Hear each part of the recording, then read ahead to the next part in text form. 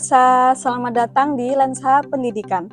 Menempuh pendidikan setinggi-tingginya adalah hak setiap warga negara, tanpa memandang batasan usia maupun latar belakang ekonomi. Nah, saya saat ini sedang berada di salah satu PKBM di Banyuwangi, yaitu PKBM Insan Cendekia Blambangan. Bersama kita di sini Bapak Syamsul Muin Muzaki selaku Kepala PKBM Insan Cendekia Blambangan. Ya, selamat siang. Mari kita ketahui lebih dalam bagaimana dunia pendidikan di PKBM. Yuk!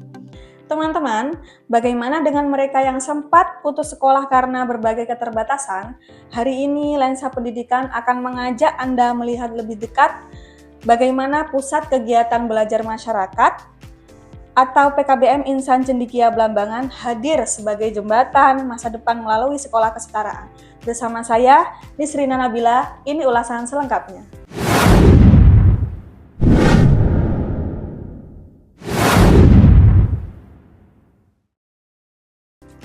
Baik, Pak Zaki, boleh diceritakan sedikit apa yang melatar belakangi berdirinya PKBM Insan Cendekia Blambangan ini dan apa visi besar yang ingin dicapai?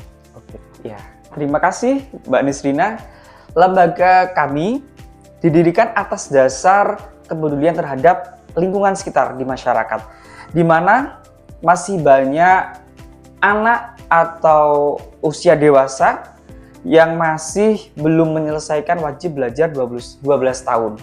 Nah, salah satu visi utama kami yaitu bukan hanya sekedar memberikan ijazah formal, tapi juga membekali mereka, warga belajar kami, dengan karakter cendekia yang cerdas, mandiri, dan juga berdaya saing. Oleh karena itu, di sini kami tidak hanya fokus pada kurikulum akademik saja, tetapi juga kesetaraan kami padukan dengan program life skill atau keterampilan praktis. Kami ingin lulusan paket A, B, dan C dari PKBM kami bisa langsung berwirausaha atau bersaing di dunia kerja.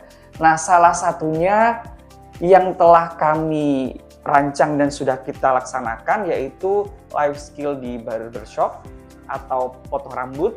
Kemudian ada juga di tata boga yang kita fokus di memasak, juga di baking. Jadi anak-anak kita bekali seperti itu.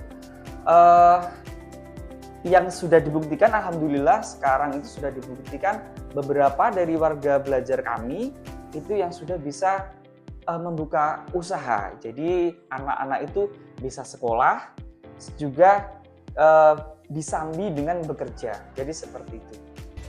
Saya bersyukur banget bisa sekolah di PKBM Insan Cendekia Blambangan. Selain karena waktunya fleksibel, juga bisa tetap dapat ijazah resmi tanpa harus membuang waktu juga, dan bisa sambil bekerja, jadi bisa mengejar cita-cita saya buat kuliah nanti.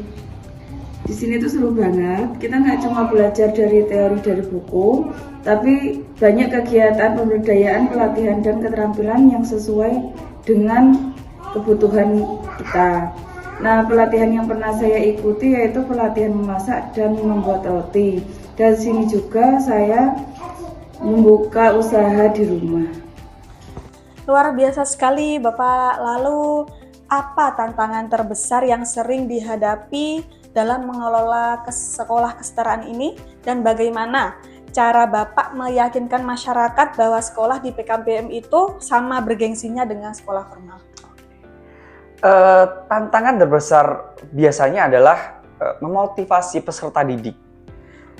Karena peserta didik di warga belajar kami, di PKBM kami, itu terdiri dari anak usia sekolah, dewasa, juga ada yang sudah lanjut usia.